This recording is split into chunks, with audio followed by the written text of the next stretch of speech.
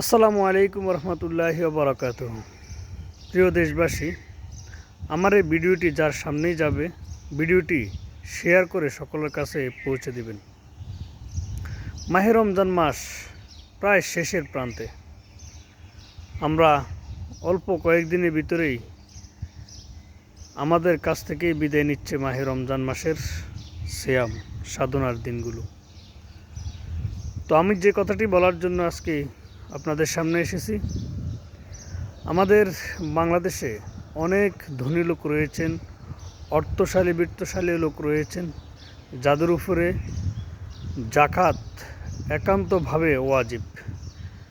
তো আমাদের দেশে যে পরিমাণ বৃত্তশালী অর্থশালী ধনী লোকরা রয়েছেন, প্রত্যেকে যদি সঠিকভাবে জাকাত এবং ফিতরার টাকাটা আদায় করেন, আমি বিশ্বাস করি আমাদের বাংলাদেশের কোনো একটি পরিবার ঈদের আনন্দ থেকে বঞ্চিত হবে না।